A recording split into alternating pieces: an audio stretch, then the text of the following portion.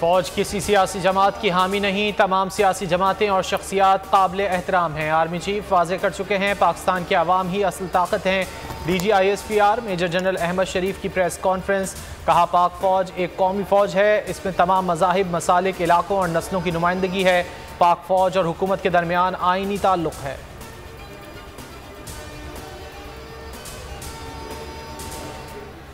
पाकिस्तान की जो तैनाती होती है इन एड ऑफ सिविल, वो आर्टिकल 245 ऑफ आइन के तहत फेडरल गवर्नमेंट करती है। हमारा जो इस सिलसिले में इनपुट है, वो इनपुट जो सा है वो जो वजारत दफ़ा उस सिलसिले में अपना input election commission of Pakistan को और सुप्रीम कोर्ट को दे चुकी है, जो कि ज़मीनी हक़ाइक़ पर मुबनी है। इलेक्शन सिक्योरिटी के हवाले से इलेक्शन कमीशन और सुप्रीम कोर्ट के सामने मौक़िफ़ रख दिया है। वज़ारत दिफ़ा का इलेक्शन कमीशन में जमा कराया गया जवाब ज़मीनी हक़ाइक़ पर मबनी है। तर्जुमान पाक फ़ौज का कहना है कि किसी इलेक्शन, अमन व अमान या हंगामी सूरत हाल में आइन की दफ़ा 245 के तहत वफाकी हुकूमत फ़ौज को तलब करती है। फ़ौज अपना मौक़िफ़ इलेक्शन कमीशन और सुप्रीम कोर्ट को बता चुकी है। ज़मीनी हक़ाइक़ को देखते हुए जवाब दाखिल किया गया है। पाक फ़ौज अपने आइनी हिसार में रहकर अपने फ़राइज़ अंजाम देती रहेगी।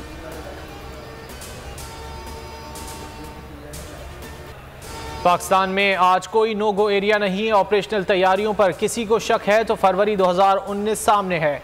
DGISPR मेजर जनरल अहमद शरीफ की न्यूज़ कॉन्फ्रेंस। कहा, ज़रूरत पड़ी तो जंग को दुश्मन की हुदूद में भी ले जाया जा सकता है। भारत की गीदड़ भभकियों से नहीं डरते, भारत की किसी भी जारियत का मुंह तोड़ जवाब देंगे। मकबूजा कश्मीर भारत का अटूट अंग था, है, ना होगा।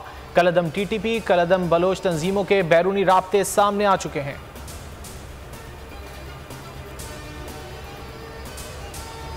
पहले इलेक्शन में 90 और दूसरे में 95% लोग साथ छोड़ गए। 2002 में सिर्फ एक सीट जीत सके। इमरान खान का यौम तासीस पर खिताब। कहा कि पाकिस्तान में 2 ख़ानदानों से लोग तंग आ चुके हैं।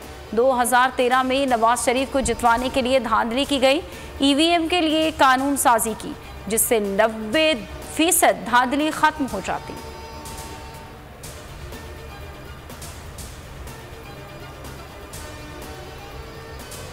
27वें यौम तासीस पर PTI का लिबर्टी चौक पर पावर शो। आवाम की बड़ी तादाद पहुंची। दीगर शहरों में भी तकारीब हुई। कप्तान का खिताब बड़ी स्क्रीनों पर दिखाया गया।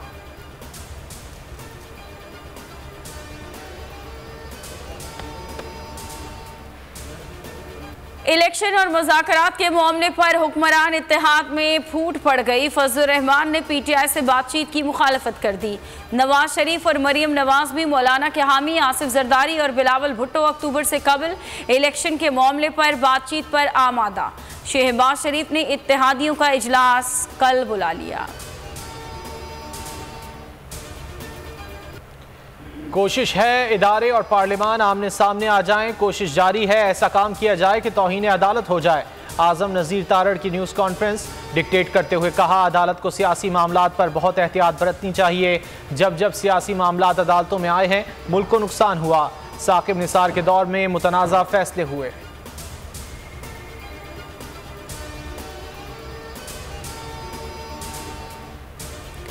बर्फ पिघलने लगी। परवेज इलाही, अयाज सादिक और साद रफीक की परवेज खटक की रिहाइशगाह आमद। साद रफीक का परवेज इलाही से मुसाफिर, अयाज सादिक से सरगोशी। सियासी बहरान के हल के लिए तजवीज़ पेश की गई। चौधरी परवेज इलाही ने कहा कि हुकूमत की मुद्दत खत्म हो गई है। हमने तो दोनों सूबों के हवाले से पटिशन भी दायर कर दी है।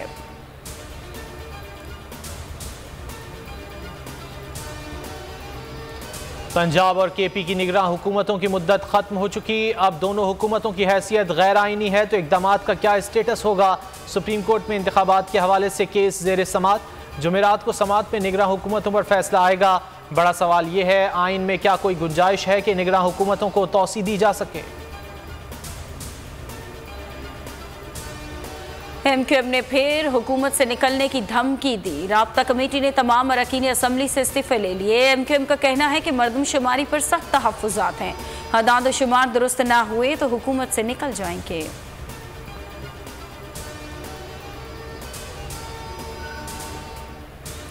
शेख रशीद ने वज़ीर आज़म शहबाज शरीफ से असम्बली से एतमाद का वोट लेने का मुतालबा कर दिया।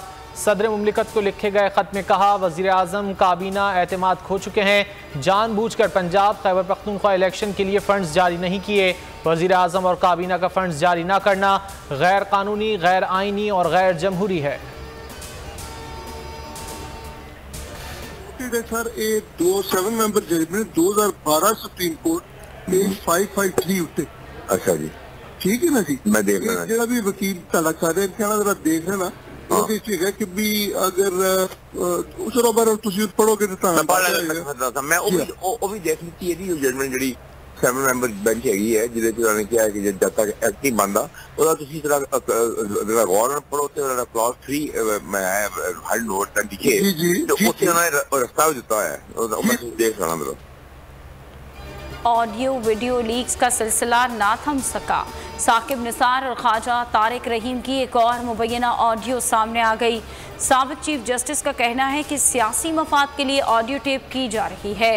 मुल्क के खिलाफ कोई बात नहीं की। कानूनी मुशावरत करना हक है। जो मशवरा मांगता है उसे मशवरा देता हूँ।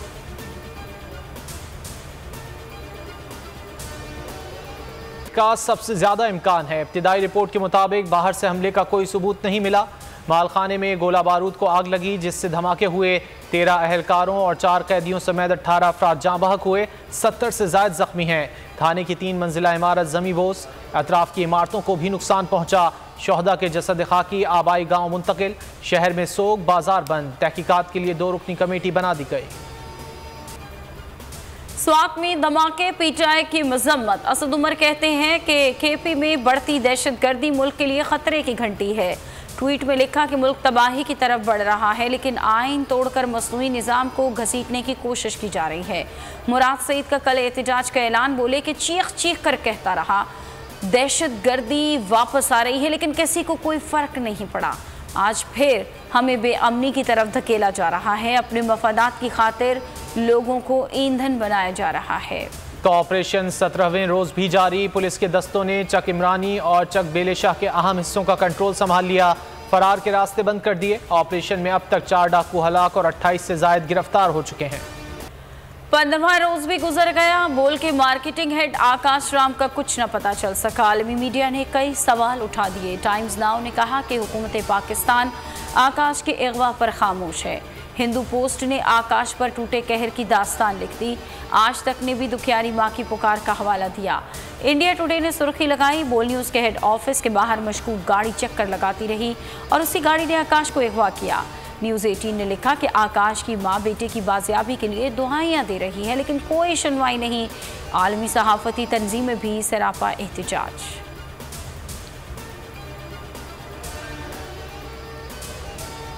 कि सब लोग वापस जा रहे हैं अपने अपने घरों में। कुछ लोग यानी कि यहाँ पे आए थे रिश्तेदारों के पास और काम पे जा रहे हैं। रश ज़्यादा है, इस वजह से सीटें मिल भी रही हैं, नहीं भी मिल रही। 600, 500, 700 ये होती थी, अभी 1100 सीधा सीधा हो गई है। आम आदमी बहुत मुश्किल से ट्रेवल कर सकता है। ट्रांसपोर्टेशन का यही है कि सीट्स अवेलेबल नहीं है, ट्रांसपोर्टेशन कम है, सवारियाँ ज़्यादा है। चीज़ों के रेट बढ़ते हैं, उसके साथ साथ ये होना चाहिए कि एक मुनासिब जायज़ किराया बढ़ाया जाए जो कि बहुत ज़्यादा बढ़ाया गया जिसकी वजह से मुसाफिरों को मुश्किलात है। ईद उल फित्र हुई खत्म। अपनों में ईद मनाकर लोग कामों पर लौटने लगे। बस स्टैंड और रेलवे स्टेशन पर शहरियों का रश। ट्रांसपोर्टर्स ने रविश ना बदली, मनमाने किराए लेने लगे।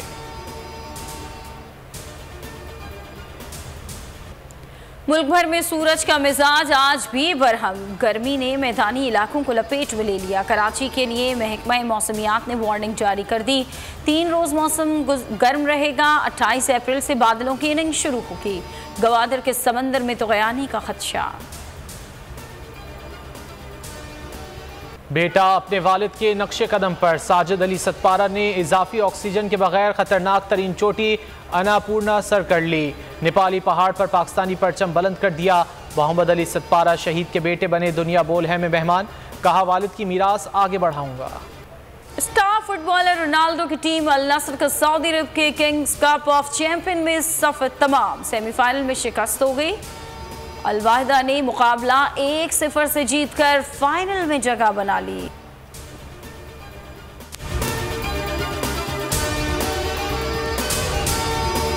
हवाए नफ्स की है हुक्मरानी, लुटेरा कर रहा है पासबानी।